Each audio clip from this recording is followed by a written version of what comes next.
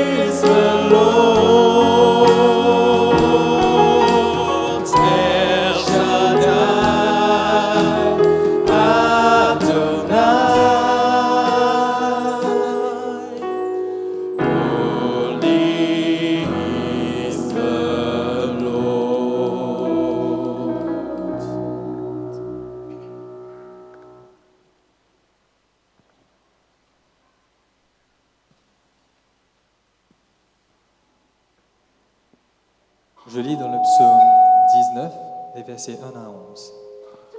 Les cieux racontent la gloire de Dieu, et l'étendue manifeste l'œuvre de ses mains.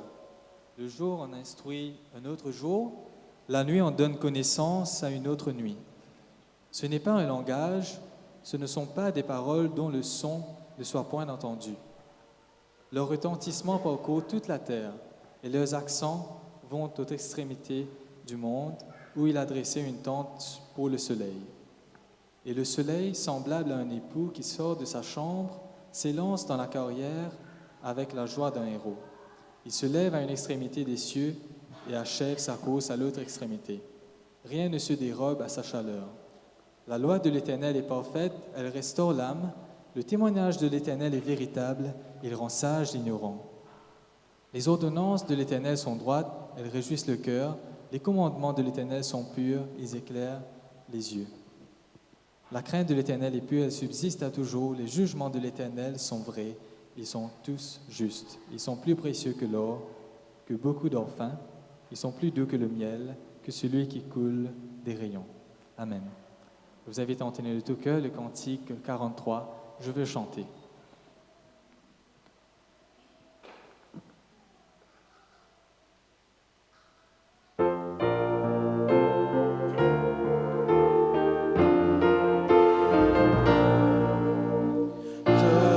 Chanter l'amour puissant qui sauve et qui délivre, qui remplit mon cœur maintenant de joie et me fait vivre.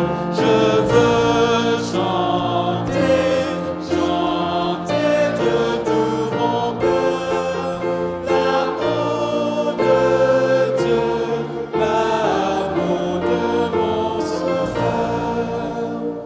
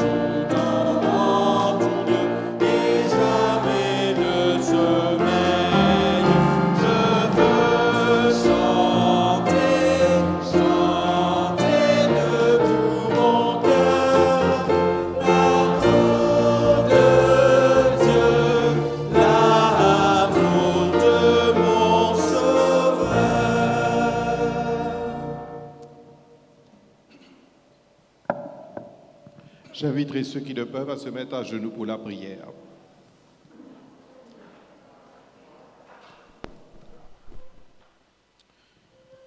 Père Céleste, ton peuple rassemblé exprime sa joie de pouvoir faire face à toi, car nous sommes pardonnés tout d'abord de nos péchés. Tu nous acceptes tels que nous sommes et tu nous permets de venir librement te servir, t'honorer de nos lèvres, de nos cœurs, de nos pensées.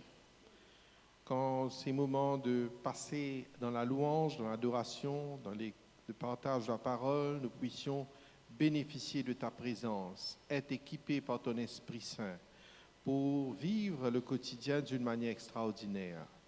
Pour cela, bénis celui qui parlera de ta part, sois avec le pasteur Ajven Mourgayen, et qu'il soit un instrument en tes bras d'amour pour pouvoir nous donner un message qui nous édifiera, qui nous transformera. Sois aussi avec tous ceux qui sont là, présents dans ce temple. Tu connais chacun d'entre nous, tu connais nos moindres soucis, nos moindres problèmes. Nous te remercions de ce que tu agis dans notre vie. Pour ceux qui nous suivent à travers l'Internet, que ce soit maintenant ou en différé, que la parole puisse avoir un effet dans leur cœur et qu'ils soient surtout transformés, sachant que toi, Dieu, tu peux agir dans leur vie et les aider à résoudre des problèmes qui sont tellement complexes, difficiles. Que ta grâce nous accompagne toujours et que tu permettes à ce que nous ayons cette liberté de pouvoir nous exprimer en donnant la sagesse à notre gouvernement pour nous diriger d'une manière digne et correcte. Nous te remercions de ce que tu nous aides, de ce que tu nous bénis. Selon les mérites de Jésus, notre adorable Sauveur, nous te prions. Amen.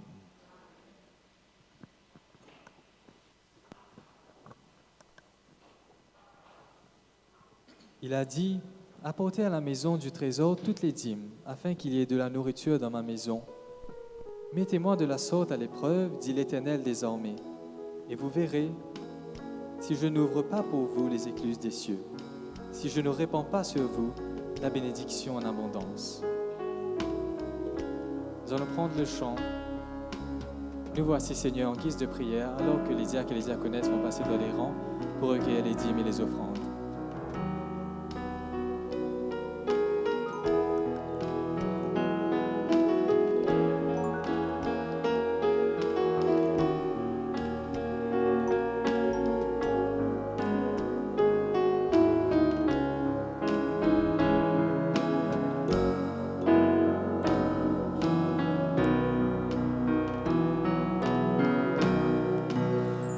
Voici, Seigneur, pour louer ton nom et pour te donner le meilleur de nos dons. Notre amour pour toi, nos vies tout entières et nos cœurs crient de joie. Abba Père, aide-nous sans cesse à te faire plaisir et te dire avec tendresse, je t'aime, Seigneur.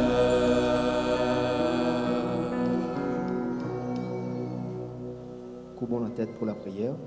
Seigneur notre Dieu, notre Père, nous te remercions infiniment de ce que pendant cette semaine tu nous as bénis. Tu nous as accordé la force, le courage et aussi ton Saint-Esprit.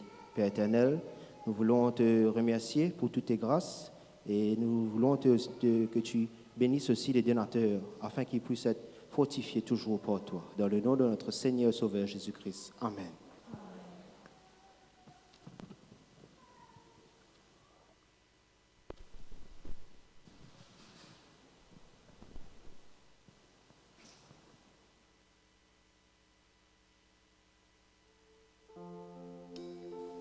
Ce matin, nous sommes venus dans ces bancs d'église pour pouvoir louer et adorer notre Dieu, pour fixer nos yeux vers ce Maître, ce Père d'amour, qui nous aide chaque jour dans notre vie.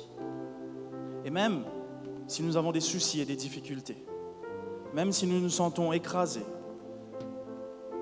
par le poids des difficultés de la vie, ce matin, le Seigneur nous invite à laisser cela en dehors de ces murs d'église, car nous sommes ici pour pouvoir louer ce Dieu, louer et adorer ce magnifique Sauveur qui revient très bientôt nous prendre sur les nuées. Alors chantons de tout cœur en nous mettant debout le cantique au numéro 526, quand écrasé, courbant la tête.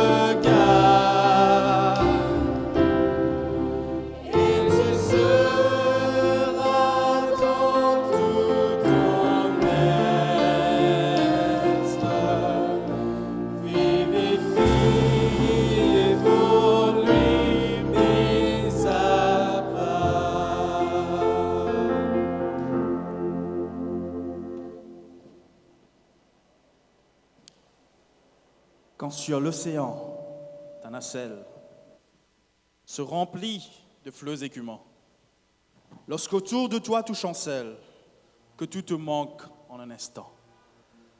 Tu fixes tes yeux sur ce maître, tu viens sous son merveilleux regard.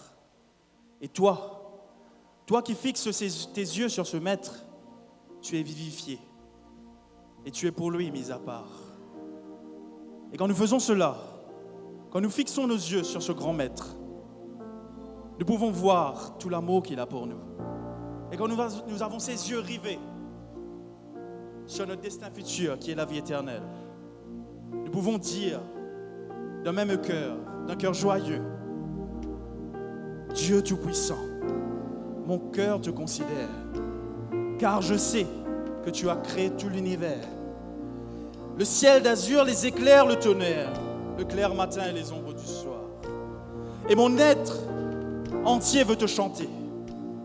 Mon être entier veut te dire que tu es ce grand Dieu. Ce grand Dieu qui revient très bientôt sur les nuées me prendre avec toi dans le ciel. Alors chantons de tout cœur, chers frères et sœurs, ce Dieu Tout-Puissant.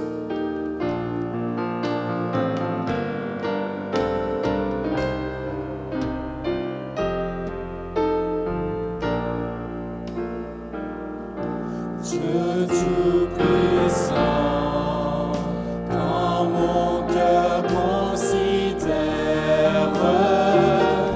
tout l'univers créé par ton pouvoir, le ciel azur, les éclairs, le tonnerre, le clair matin ou les ombres du soir, de tout mon être alors s'élève un chant. Dieu Tout-Puissant, que tu es grand. De tout mon être alors s'élève un chant. Dieu Tout-Puissant, que tu es grand. Mais quand je songe au sublime mystère que Dieu si grand a pu penser à moi, que son cher Fils est devenu mon frère et que je suis l'héritier du grand roi. Alors mon cœur veut dire à lui le jour que tu es bon, ô Dieu d'amour. Alors mon cœur redit à lui le jour que tu es bon, ô Dieu d'amour.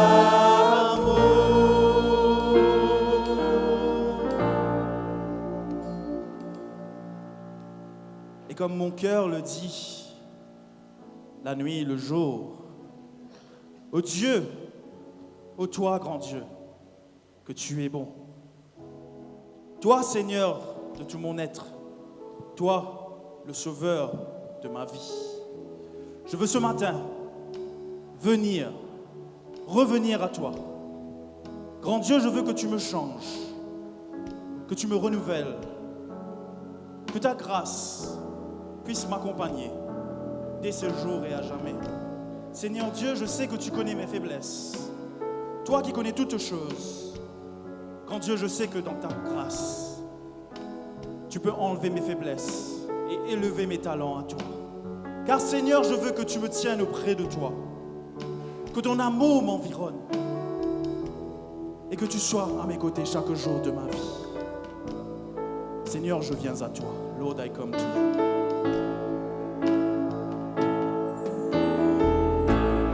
Lord, I come to you.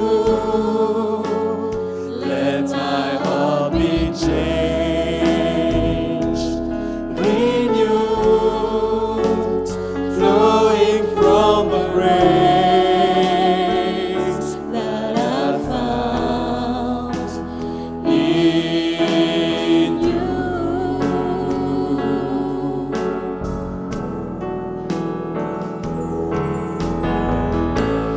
Lord, I've come to know the weaknesses I see in me will be stripped away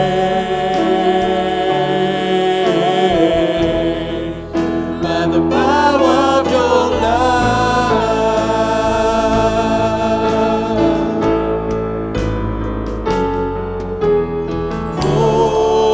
Hold me close, let your love surround me. Bring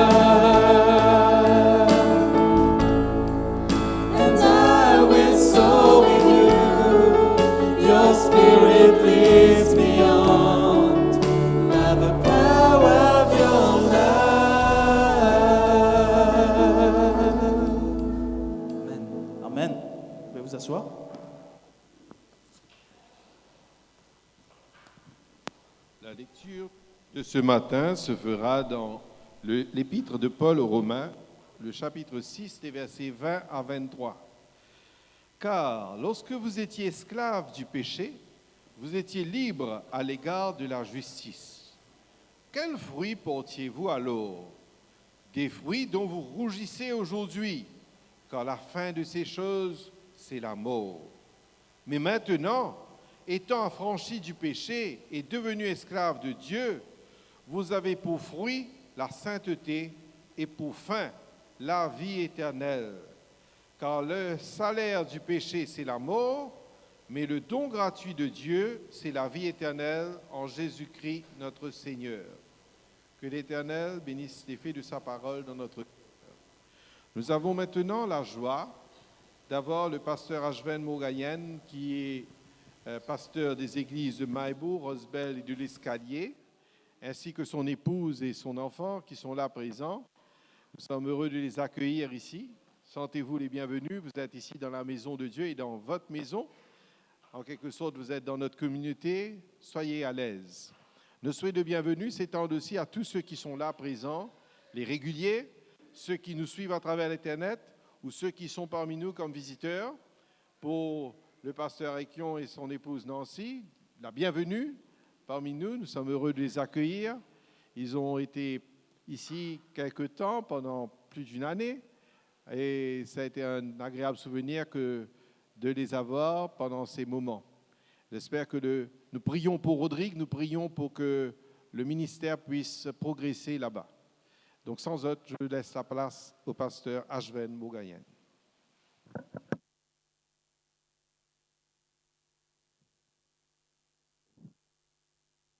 Bonjour. Bonjour, bon, ça va? Vous allez bien? Alors, c'est un plaisir d'être là, présent parmi vous. C'est la première fois que je viens prêcher ici à Port-Louis, mais je me sens à l'aise. Je ne suis pas très loin de vous parce que je connais la plupart des personnes ici. Je tiens à saluer mon collègue pasteur qui est ici. C'est bien de se revoir un petit peu, même si on est loin. Je voudrais aussi vous féliciter dans l'organisation du service d'adoration. Je voudrais vous dire que c'est comme ça, où on peut améliorer aussi, mais c'est bien qu'on adore Dieu comme ça. Et des fois, ce n'est pas la peine de prêcher quand on adore Dieu vraiment, parce qu'on est venu là pour adorer. Et on adore lorsqu'on est senti qu'on a touché Dieu, on a touché Jésus, et c'est bien de partir. Alors, je voudrais vous présenter quelque chose aujourd'hui, c'est le concept du péché. On va passer le slide qui vient. Le concept du péché. Pourquoi? Avant que j'étais pasteur, j'étais prof. Et lorsqu'on est prof, on dit bien aux élèves un problème bien défini et à moitié résolu. D'accord? Alors, vous vous allez un petit peu en créole aussi. Quand nous définissons un problème bien, nous finissons résoudre la moitié du problème. Et cela est aussi vrai dans toutes nos relations, dans tous nos problèmes. Dans le couple, quand vous avez un problème, essayez de définir le problème d'abord, de mettre des noms, des adjectifs, de bien définir vos problèmes. Et vous allez voir que c'était facile à résoudre ce problème-là. C'est ça la communication. D'accord? Alors, je voudrais, pour commencer, vous présenter comment la Bible définit le péché. Et après, on va voir quelle est la solution que Dieu nous donne à travers ce terme péché que nous voyons chaque jour. Alors, les gens me disent, j'ai péché. Mais j'ai péché, qu'est-ce que ça veut dire que j'ai péché? Mon péché, ça veut dire qu'il y a mon péché. Est-ce que ça veut dire quelque chose? Ou plutôt, comment les personnes comprennent bien le péché? Alors, simple exemple, moi, je comprends le péché puisque je suis dans l'Église depuis des trentaines d'années, plus de 30 ans, le péché, c'est que je n'obéis pas au commandement de Dieu. Mais la Bible définit le péché autre chose. Dans Jacques, chapitre 4, verset 17, il nous dit, celui donc qui sait faire le bien et ne le fais pas commet un péché. La définition du péché dans la Bible, c'est différent. Dans des contextes différents, de ne pas faire le bien quand on sait qu'il faut faire le bien, on commet un péché. Ce n'est pas désobéir au commandement, simplement, c'est tout simplement comprendre comment Dieu perçoit le péché ou comment les auteurs bibliques ont vu le péché. Le titre, c'est « Du péché à la grâce, embrasser la rédemption de Dieu ». C'est pour cela que je voudrais prendre ce thème du péché-là et nous emmener à la grâce de Dieu. Je vais arrêter. Vous allez voir que à chaque partie, je vais m'arrêter, je vais revenir sur Jésus pour que Jésus nous donne la solution à nos péchés. Alors, le péché est défini par 3 mots différents. Alors, on va trouver le péché comme mot péché, comme on dit, iniquité et transgression. Alors, qu'est-ce que ça veut dire iniquité? Qu'est-ce que ça veut dire péché? Qu'est-ce que ça veut dire transgression? Pour la plupart d'entre nous, comme moi, avant que je me suis réfléchi sur ce sujet, c'est presque pareil. Mais non, ce n'est pas presque pareil, c'est différent. Nous allons voir qu'est-ce que cela veut dire, juste pour, je donne déjà le résumé de ce que je vais détailler. L'iniquité, c'est un comportement tordu. La transgression, c'est briser la confiance de quelqu'un. Et le péché, comme nous disons le péché, est un mot traduit en hébreu, le péché est traduit en hébreu par le mot kata. Ou bien, ce n'est pas kata, kata. Alors, il faut bien le prononcer, mais on va dire le kata. Et le mot grec, amartia. Et nous allons voir ces 3 termes très vite, juste pour comprendre comment on perçoit le péché et comment répondre aux personnes ou à nous-mêmes, peut-être, nous faisons des choses que nous ne voyons pas comme péché, mais là, on va redéfinir le péché. Et le péché lui-même, c'est défini par... il y a une vidéo qui devait passer là. Ça passe. OK. C'est défini par kata et amortia, comme on dit. Voilà, ça vient. Ça, c'est le mot hébreu, le mot grec, pas la peine de voir cela. Le péché, c'est kata, qui veut dire échouer, rater le but. Et peut-être c'est là où nous avons, nous avons été instruits. Le péché, par définition, c'est rater le but. Le kata signifie échouer et rater le but. Je dois passer, ça passe pas, voilà. Ça doit passer, malheureusement. OK. Quand je dis ça signifie changer, la vidéo doit changer, je ne vois pas que ça change, malheureusement. La technique va avoir cela. Alors, le kata, je continue. Voilà. Le kata signifie échouer et marquer le but.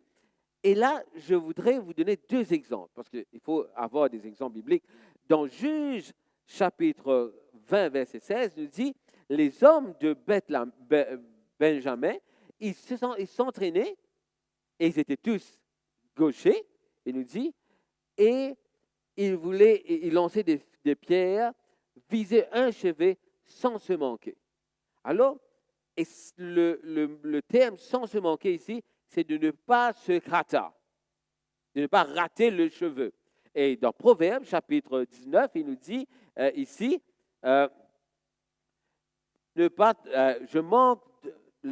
manque de connaissance n'est bon pour personne, et celui qui précipite ses pas tombe dans le péché. Et le terme tomber dans le péché, c'est le terme ici qu'on dit kata. Mais quel est le but? Si on dit que manquer de but, c'est cela. Quel est le but? Le but, c'est défini par cela. On doit commencer par le commencement. Quand on est créé, alors quand on est créé à l'image de Dieu. Et le péché est défini par manquer d'aimer Dieu et les autres. Et les autres, on ne les traitant pas avec honneur qu'ils méritent. Le péché, chers amis, le péché, quand on voit le péché à l'origine, c'est tout simplement, on n'est pas comme Dieu. C'est pour ça que Jésus nous invite à être comme lui. Le péché, c'est de ne pas aimer Dieu, de ne pas venir mettre Dieu à la première place. Le péché, c'est aussi de ne pas honorer les autres. Les 10 commandements. Les 10 commandements donnent nous l'exemple de c'est quoi le péché. C'est pour cela que on dit que observer les 10 commandements, c'est de ne pas pécher. C'est parce que le 10 commandements nous dit aimer Dieu, honorer Dieu, et puis aimer les autres, respecter les autres. Le krata, c'est le commandement, les 10 commandements nous donnent cela.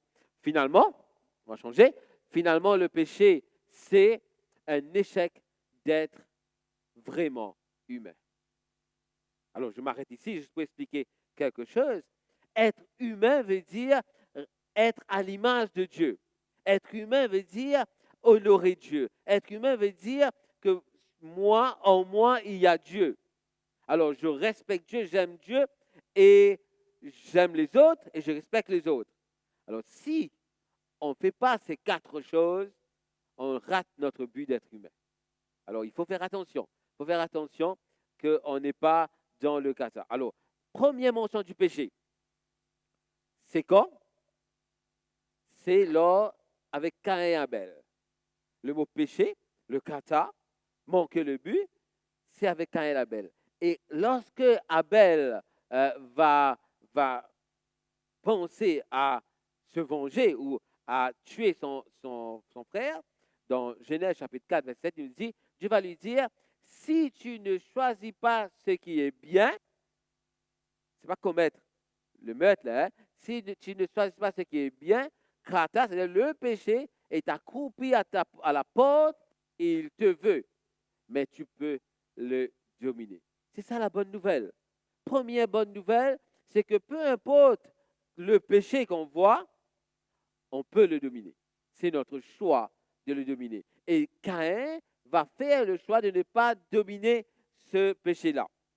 Caïn va laisser le péché. Le Nouveau Testament nous dit le terme hamartia, qui veut dire la même chose. Mais le Nouveau Testament nous donne quelque chose de plus clair encore, parce que Paul va expliquer le hamartia comme un pouvoir ou une force qui gouverne les êtres humains.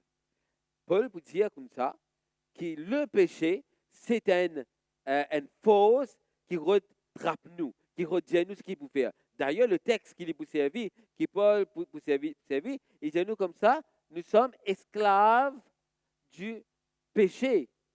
Parce que c'est quand on est esclave du péché, c'est-à-dire que le péché est maître de nous, le péché nous contrôle. Le péché vit en nous et par conséquent, les choses que je ne veux pas faire, c'est ce que je fais. Alors, si ça arrive dans votre vie, vous faites quelque chose que vous ne voulez pas faire, il y a le kata qui est en vous. Mais vous avez la décision, vous avez la force aussi pour faire cela. C'est pourquoi, nous venons vers Jésus maintenant, parce que nous devons venir vers Jésus. C'est pourquoi, dans la Bible, l'histoire de Jésus est une bonne nouvelle, et une si bonne nouvelle plutôt. Il est représenté comme le Créateur devenu véritablement humain et qui n'a pas échoué à aimer Dieu et les autres. Jésus nous donne l'exemple. Il est devenu humain pour nous afin que lui, il puisse aimer Dieu et les autres. C'est-à-dire, il n'a pas péché. Et le terme péché qu'on a utilisé ici, c'est le kata. C'est le hamartia plutôt parce que c'est en grec. C'est ne pas pécher. Et pourtant, il a pris la responsabilité de l'histoire de l'échec humain et il nous a donné la vie. Mais ce qui est bien, c'est que sa vie pour nous et sa mort pour nous et la vie pour nous parce qu'il nous a donné sa vie. Je voudrais tout simplement vous dire que Jésus nous a donné sa vie. Il ne nous a pas donné sa mort. C'est toute sa vie qu'il nous a donnée. Quand je dis que Jésus nous a donné la vie, sa vie, c'est-à-dire que depuis qu'il est né jusqu'à ce qu'il est mort, il nous a donné l'exemple comment vivre. Comment vivre à aimer Dieu et à aimer les autres, à honorer Dieu, à honorer les autres. C'est pour ça qu'il nous offre ce cadeau de vie qui couvre notre échec. Ça, c'est le kata. Jésus, si nous manquons de but, Jésus nous redresse et nous donne le but à suivre. C'est suivre Jésus. Maintenant, nous allons venir vers la transgression. La transgression, lorsque j'ai posé la question à certains, c'est quoi la transgression? Il nous dit, la transgression, c'est tout simplement qui nous pas obéir à la loi mondiale. La transgression, transgresser les lois de Dieu.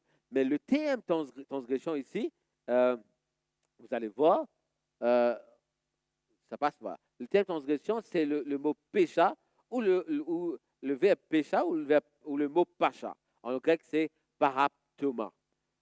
Ce mot transgression, qui est le pacha, le pécha ou le paraptoma, c'est un terme, on va changer, voilà, transgression. C'est un terme qui veut dire tout simplement rébellion et offense.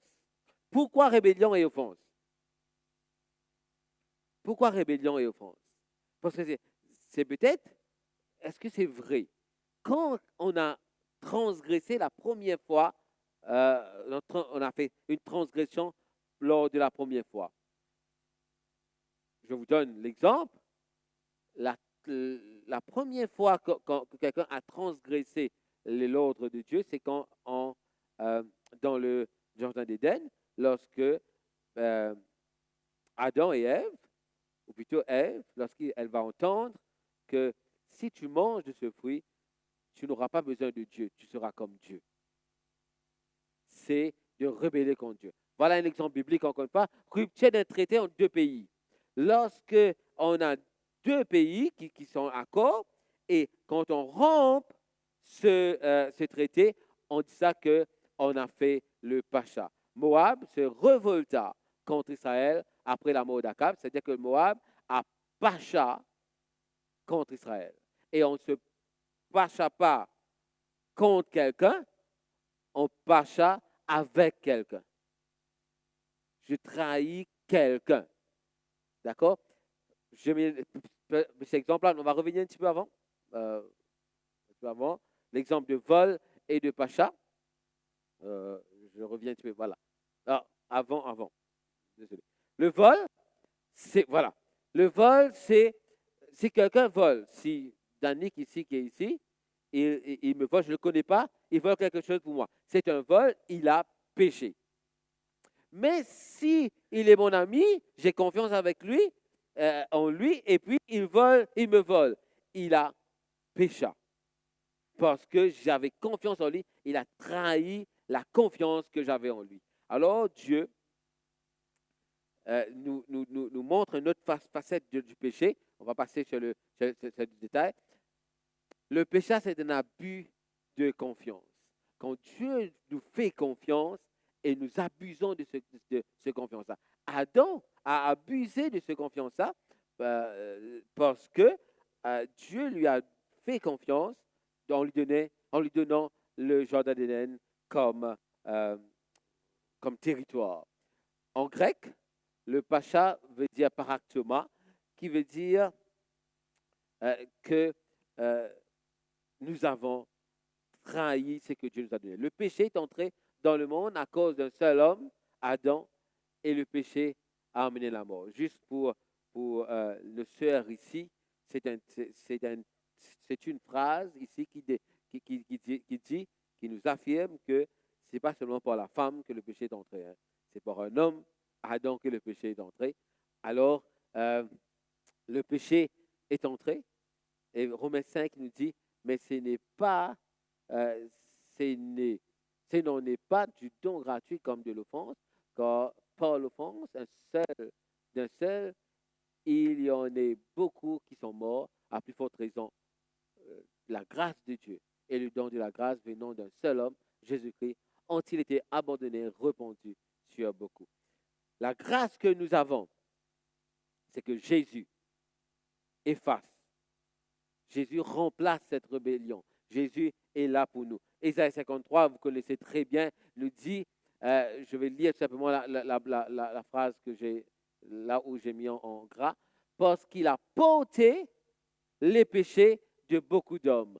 Jésus est venu mourir pour nous afin que c'est lui qui prend le péché, c'est-à-dire notre rébellion.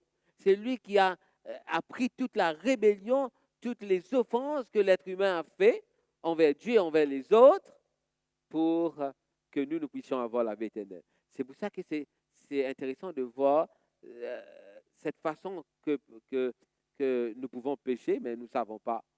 Est-ce que nous nous rébellions contre l'autorité de Dieu?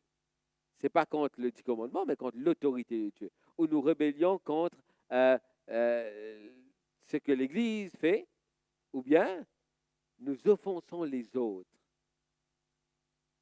Je veux dire quelque chose de bien à mon frère, mais en le disant, je suis en train de l'offenser. Je suis en train de pécher contre lui. C'est-à-dire que c'est une façon où le péché est en train de nous contrôler. Nous devenons rebelles à ce que nous faisons.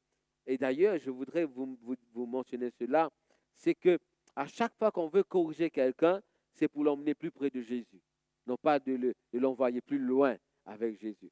Malheureusement, des fois, nous voulons dire à quelqu'un, à un frère ou une sœur, tu as péché, on ne veut plus de toi dans l'Église. Mais ce n'est pas comme ça.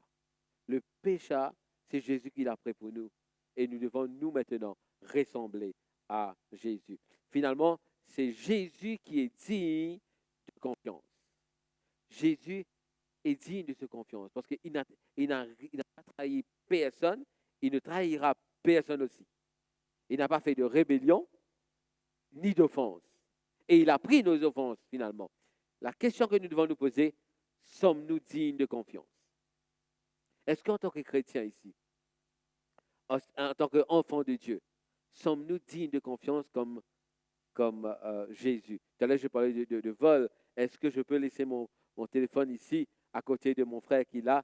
Et je dis, ça ne va pas se perdre. C'est ça, être digne de confiance. Et si nous ne sommes pas dignes de confiance, c'est que nous sommes en train de pécher contre Dieu ou contre notre prochain. C'est pour cela que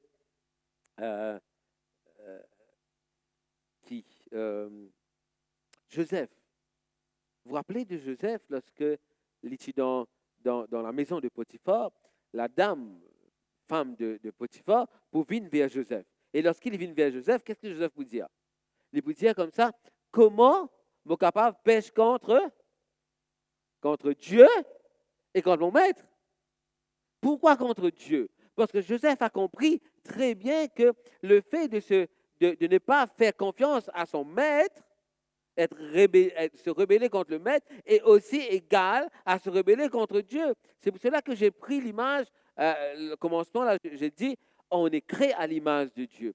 Si moi, je fais du mal à mon frère, qui est créé à l'image de Dieu, je suis en train de faire du mal à Jésus, parce que Jésus l'aime aussi. Je suis en train de venir et faire des choses du mal à celui pour celui que Jésus est mort. Je suis en train de blesser Jésus aussi. C'est pour cela qu'il faut faire attention à ne pas critiquer nos frères et sœurs, à ne pas critiquer certaines choses de l'Église surtout, parce que nous sommes en train de faire du mal à Jésus. Et malheureusement, il y en a certains qui, Moboudjali, un petit peu dans l'humour, pour dire comme ça, que nous bien à l'église, nous bien écoute la prédication et tout, dans la maison, il y a un bon repas le sabbat. D'ailleurs, on mange bien le sabbat. Pour le dessert, qu'est-ce qu'on prend? Nos frères et sœurs. Pour le dessert, c'est nos frères et sœurs, en train de critiquer. Mais ce qui est mal, chers frères et sœurs, c'est que nos enfants écoutent cela. Si nos enfants écoutaient et étant dire que le frère Danick, il fait quelque chose de mal, mes enfants, ils pétonnent aussi dire comme ça que l'Église n'est pas bien. Et si l'Église n'est pas bien, Jésus n'est pas bien. C'est là que nos enfants n'ont pas confiance en l'Église. C'est là que nous ne sommes pas dignes de confiance. Et nos enfants vont dire, qui l'Église doit aller? L'Église n'aime pas bon. Mais ce n'est pas cela. On doit ressembler Jésus. On doit avoir confiance avec Jésus. Alors, on a vu le kata, maintenant on a vu la transgression, comme on dit, le péché. Maintenant, on va aller sur l'iniquité. Alors, ça, c'est le mot qui va nous troubler un petit peu le plus. Qu'est-ce que ça veut dire l'iniquité? Quelle est la définition de ce mot iniquité? Alors, l'iniquité, c'est avon en hébreu. Avon, méchanceté, culpabilité, est défini par le péché aussi. Alors, l'iniquité, c'est que des fois, on dit aux personnes, comme ça, tu peux vivre dans le péché. C'est ça l'iniquité. L'iniquité, avon, c'est le terme qui dit, le terme d'ava, qui veut dire être plié et courbé. Quelqu'un qui ne peut pas marcher tout droit. Tout le temps, il reste courbé. Ou tout le temps, il reste boiteux. C'est quelqu'un qui ne marche pas comme il le faut. D'ailleurs, le psaume 38, verset 6, va nous dire, vous pouvez lire le psaume bien à la maison ou entre-temps, il dit que son dos est avade, c'est-à-dire est penché de douleur. Il va utiliser le même terme pour dire que tellement le péché est sur nous, tellement je vis dans le péché, que je me courbe dans le péché. Et le fait que je me courbe dans le péché, je vais m'habituer au péché.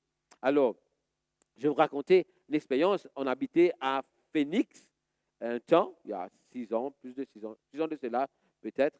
On était à Phoenix et il y avait à cette époque, c'est là où ShopRite avait l'incendie et tout là. Et puis on a dit, dans tous les grands bâtiments publics, il faut avoir les sirènes d'incendie, genre alarme d'incendie. Mais à Phoenix, le problème c'est qu'il n'y a pas c'est pas l'incendie qu'il y avait trop de pluie. Je ne sais pas comment ils ont fait, mais à chaque fois que il y avait la pluie à Phoenix, la sirène du collège, ça sonnait fort. Et la pluie à Phoenix tombait le soir. Et à chaque fois, vers 9h du soir, 11h du soir, cri. Et là, on devait appeler le gardien pour venir éteindre. À chaque fois, ça faisait. Une semaine, sur la deuxième semaine, c'était normal pour nous d'entendre la sirène et de dormir tranquillement. Parce qu'on est habitué avec la sirène. On est habitué avec le son.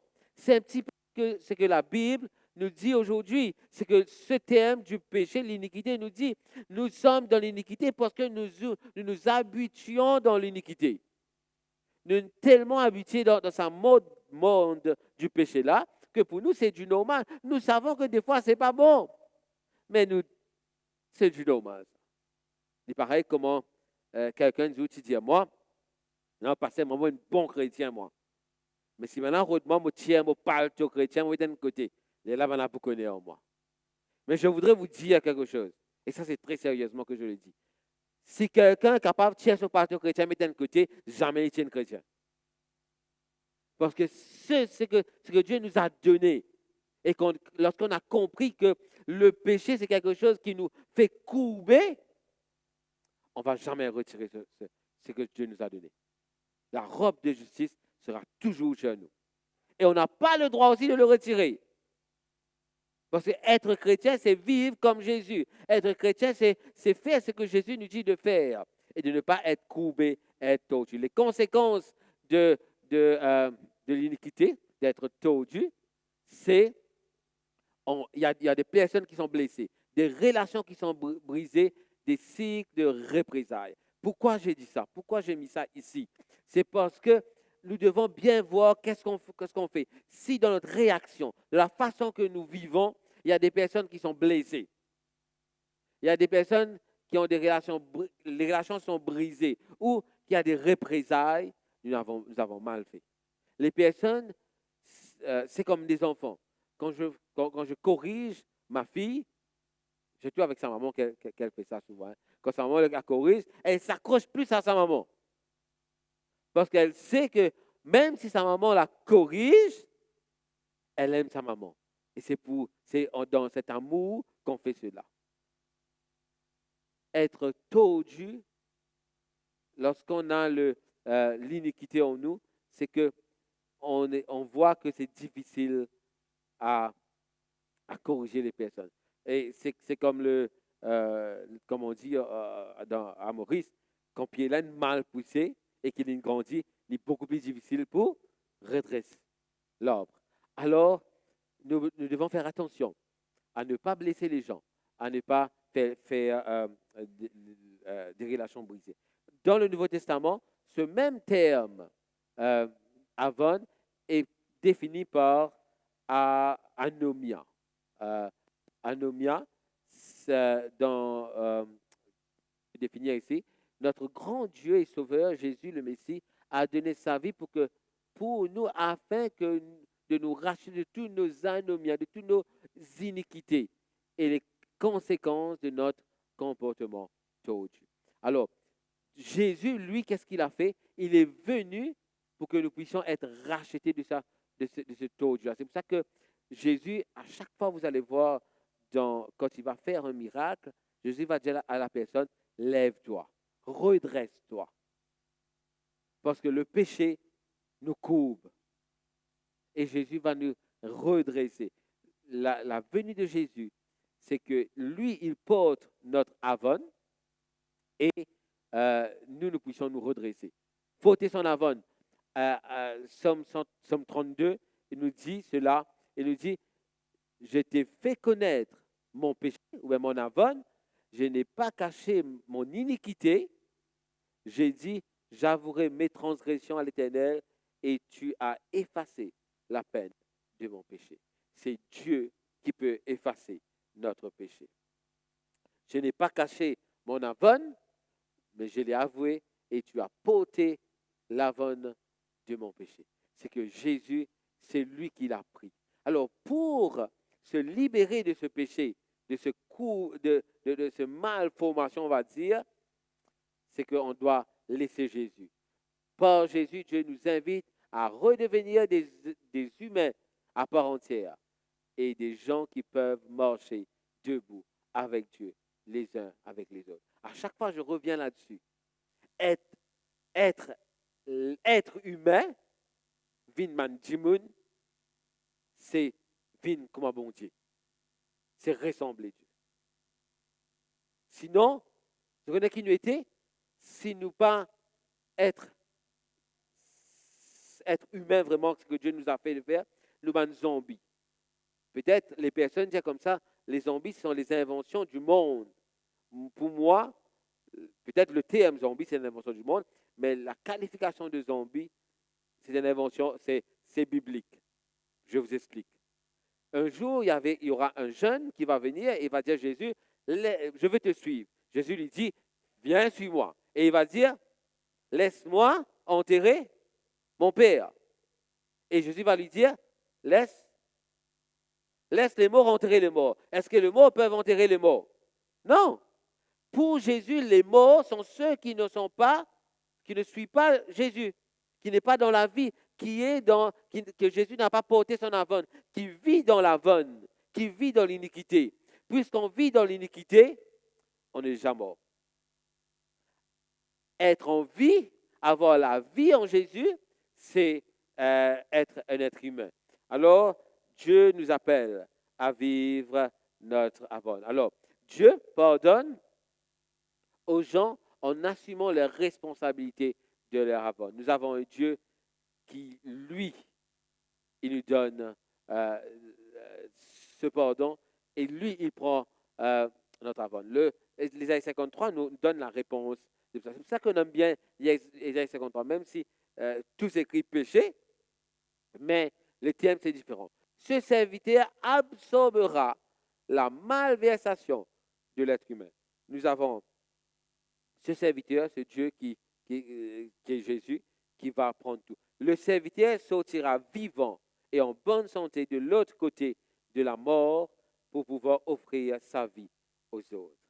C'est pour cela que quand on prêche l'évangile, on prêche l'évangile d'un Jésus qui est venu sur la terre, il a vécu sur la terre, il est mort et il est ressuscité.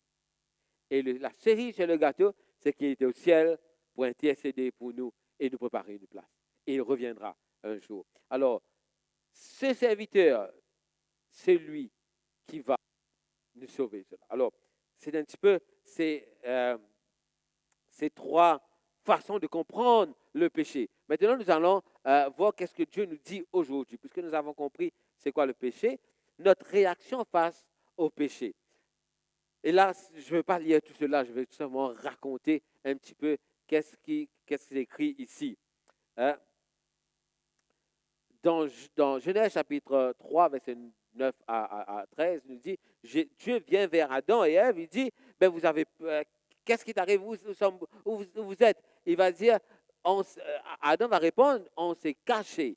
Et il va dire quelque chose, quand il va dire se cacher, il répondit, j'ai entendu ta voix, je vais remettre ça un peu plus gros, j'ai entendu ta voix dans le jardin, j'ai eu peur, j'étais nu, on va changer, voilà, j'ai entendu ta voix dans le jardin, j'ai eu peur, j'étais nu et je me suis caché. Comment comprendre cela? Cela se comprend par trois. Et c'est là où je voudrais qu'on s'accorde un petit peu. Parce que c'est là qu'on doit aller voir, quand on va parler aux autres et comprendre comment parler aux autres sur le péché. J'ai eu peur, c'est avoir honte et se sentir coupable. Adam, lorsque Adam il péchait, trois choses qu'il a gagné. Il a gagné paix à mon Dieu, parce que l'amour perd lui, il a gagné honte, il trouve lui nu, et il sentit coupable. Dans le monde, c'est ces trois perspectives qui gouvernent le monde. Il y a des gens qui réagissent par peur, surtout les pays, on va dire, Afrique et Amérique du Sud, là où il y a plus de, on va dire, des sorcelleries, de marabouts, les gens ont plus peur. C'est eux qui vont, le soir, vont fermer la porte à double clé, faire attention que les gens ne vont pas rentrer. Ils ont peur de toutes ces choses. J'en connais une, mon épouse qui vient de Madagascar, elle était comme ça avant, parce elle voulait, il faut fermer la porte, il faut fermer tout, parce que c'est très important pour elle. Ce n'est pas qu'elle a peur, mais elle est dans le concept de la peur. Et la honte, c'est 80% de la population du monde est dans la honte. Ils ont honte. Qui dit monde pour dire? Qui dit monde pour dire? Qui peut arriver? Quand on est dans quand on fait quelque chose, on a honte de cela. Et se sentir coupable, ce sont les Européens, les Américains, c'est est-ce que je suis coupable ou je suis innocent? Lorsque Adam répond à Dieu, il va dire, j'ai eu peur, j'étais nu et je me suis caché. J'ai eu peur, j'ai eu honte et je suis senti coupable. Somme 34 va nous dire cela. Exaltez avec moi l'Éternel, célébrons tout son nom. Je cherche l'Éternel, il m'a répondu, il m'a délivré de tous mes frayeurs. Quand on tourne vers lui le regard, on est rayonnant de joie et les visages ne se couvrent pas de honte. Quand Dieu est avec nous, nous n'avons pas peur. Alors si vous rencontrez quelqu'un qui a peur, si vous avez peur dans votre vie, il faut se retourner vers Dieu. Quand Jésus va marcher sur l'eau et va venir vers les disciples auront peur. Jésus va dire, pourquoi avez-vous peur? N'avez-vous donc point de? Quel est l'opposé de la peur? Je vois mon collègue qui a déjà dit. Hein? Oui, un peu plus. De foi. C'est la foi. L'opposé de la peur, c'est avoir foi en Dieu. Et c'est ça le texte qui nous dit, je cherche l'Éternel, il m'a répondu et ma frayeur a disparu. Chers amis, chers frères et sœurs ici, ceux qui écoutent ce message, n'ayez pas peur si vous êtes avec Dieu. Jésus est celui qui calme les tempêtes. Jésus est celui qui marche sur l'eau, pas sur l'eau calme, mais sur l'eau agitée pour nous. Il ne faut pas, la peur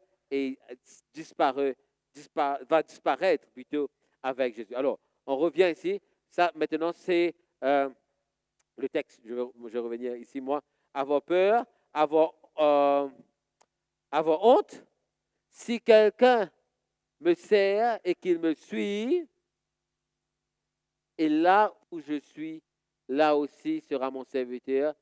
Si quelqu'un me sert, le Père l'honorera. La première prédication de Jésus va être comme cela. Qu'est-ce qu'il va dire? Répondez-vous, car le royaume de Dieu est proche. Ce que Jésus est venu nous annoncer, que nous avons place dans le royaume de Dieu. Nous sommes princes et princesses. Là, c'est Jésus qui nous couvre de cette honte qu'il nous donne, que le monde nous donne. Dieu va nous honorer. Si quelqu'un parmi vous, ou si vous connaissez quelqu'un qui vit dans la honte, qui pensait qui du monde peut dire, ou bien qui m'a été moi pour faire cela ou pour faire cela, dis-lui que c'est Jésus qui va nous honorer. La glorification, c'est auprès de Jésus. Ça se trouve dans Jean. Ah, j'ai oublié de mettre je pense que c'est Jean chapitre 5, je pense. Autre, nous allons terminer, sentir coupable. Sentir coupable, beaucoup de personnes se sont coupables des péchés qu'ils ont faits. En effet, c'est Dieu qui a produit en nous de vouloir et le faire pour son projet bienveillant. Dieu qui nous donne le pouvoir et la capacité de le faire. Faites tout sans murmure ni contestation, afin d'être irréprochables, purs, des enfants de Dieu sans défaut, au milieu d'une nation perverse, corrompue. C'est comme le flambeau dans le monde que vous brillez parmi eux. Ce que Dieu nous demande, c'est que nous allons changer de perspective. Parce que nous comprenons c'est quoi le péché. Et qu'est-ce que le péché nous fait avoir, fait nous avoir peur, honte et nous sentir coupables. Dieu nous dit, ne vous sentez pas coupables. Moi, je vous donne ce qu'il faut pour grandir avec eux. Et c'est là qu'on arrive au texte qu'on a lu dans Romains chapitre 6. Il nous dit, le texte va venir, mais maintenant, étant affranchis du péché et devenus esclaves de Dieu, vous avez pour fruit la sainteté et pour fin la vie éternelle. Chapitre 6, je lis verset 22 là. Ok, je lis verset 22.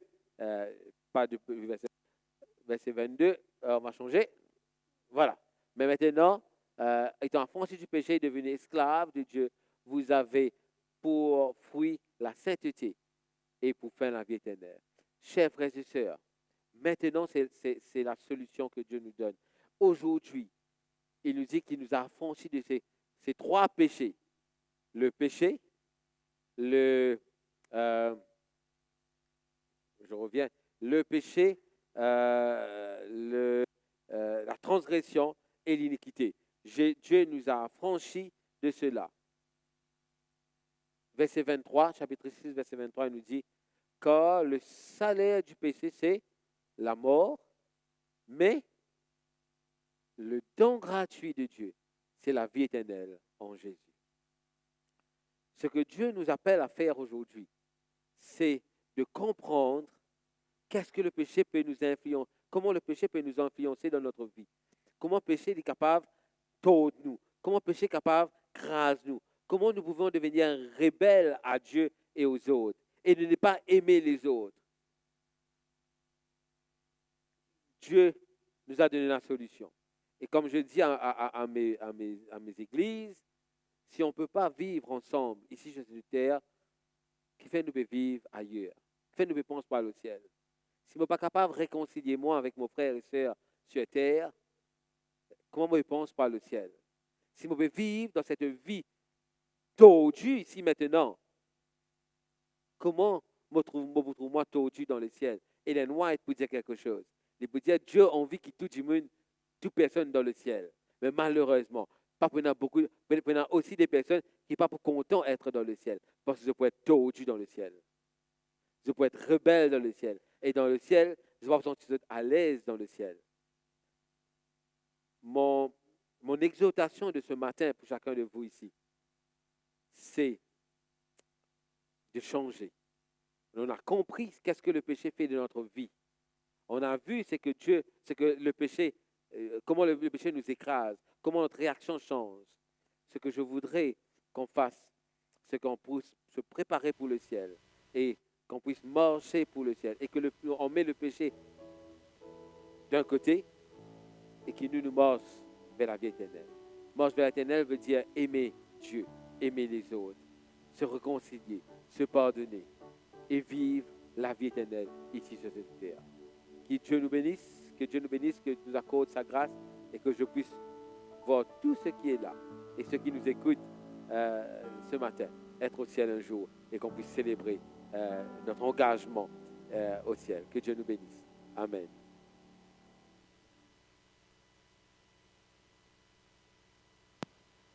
Je vous invite à vous mettre debout et nous chanterons de tout cœur ce beau cantique dont le refrain est « Des palmes à la main et couronnés de gloire ». Ils vont chantant le cantique nouveau. Chantons de tout cœur.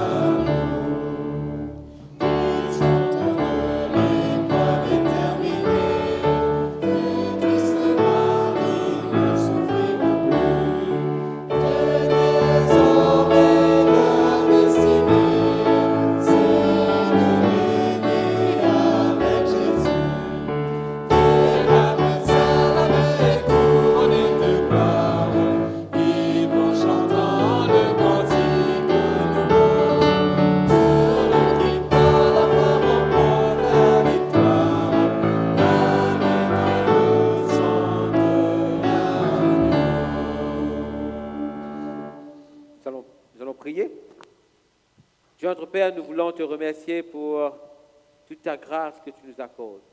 Seigneur, le péché, c'est le mal qui nous tue chaque jour. Nous voulons en ce moment te demander pardon. Pardon pour toutes les fois que nous avons manqué de but, de t'aimer et d'aimer les autres. Nous voulons te demander pardon pour nos transgressions, lorsque nous avons rébellé contre toutes les choses que tu nous as dit de faire, tous tes enseignements. Nous voulons aussi demander pardon pour nos iniquités, où nous avons été tordus, nous voulons rester dans le péché, dans le mal que nous faisons. Seigneur, lave-nous, purifie-nous.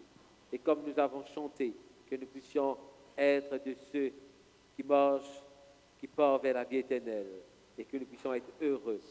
Seigneur, donne-nous le courage, la force, la sagesse d'aimer les autres, de pardonner, de se réconcilier. Et surtout, Seigneur, que tu puisses vivre en nous nous posséder complètement. Que désormais, ce n'est plus nous qui vivons, mais c'est toi qui vis en nous.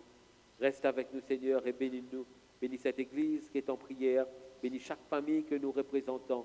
Bénis tout ce que nous allons faire pendant cette semaine qui s'ouvre devant nous dans quelques heures. Seigneur, que nous puissions vraiment nous préparer pour cette vie éternelle. Nous te prions au nom de Jésus. Amen.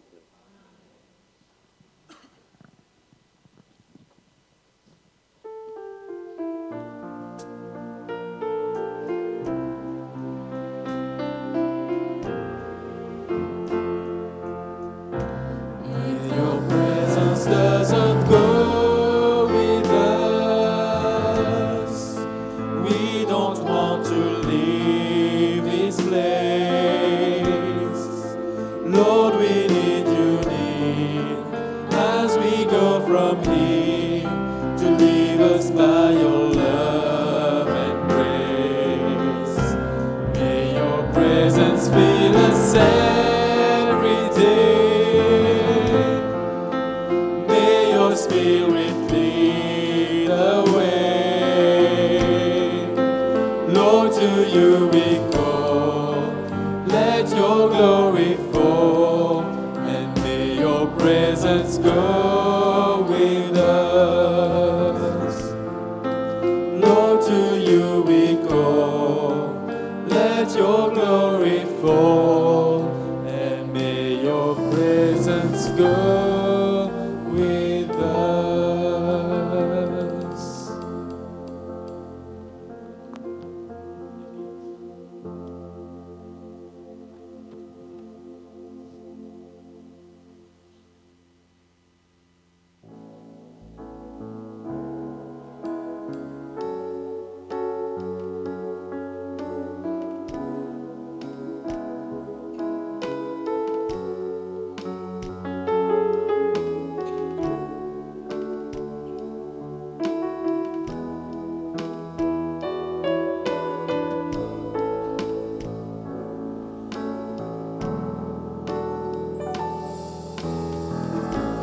Lord, I come to you. Let my heart be changed, renewed, flowing from the grace that I found in you.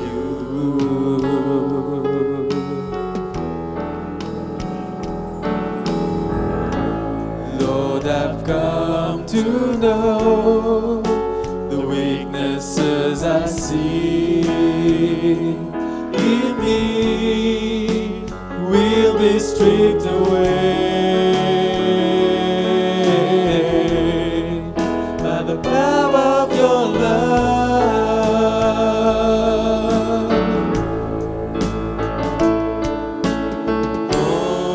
Hold me close, let your love surround me.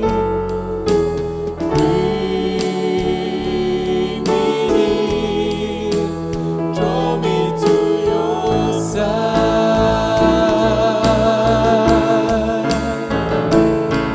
And as I wait, I rise up like the eagle, and I will soar with you. Your spirit leads me on by the power of your love.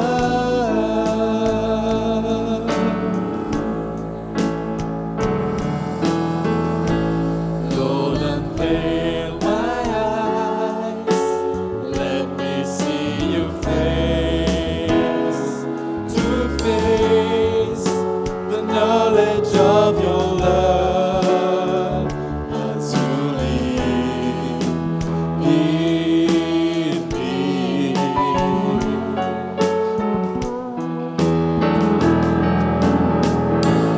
Lord, renew my mind as your will unfolds in my life, in living every day.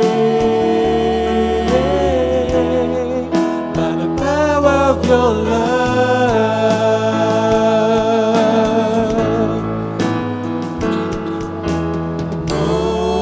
Hold me close, let your love surround me. Bring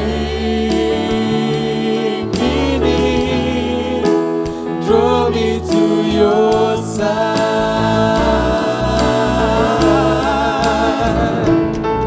And as I wait, I rise up like the eagle, and I will soar with you. Your spirit leads me on by the power of your love.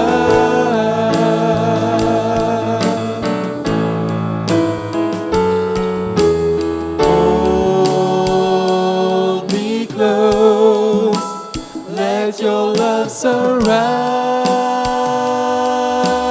me. Bring me near, draw me to your side.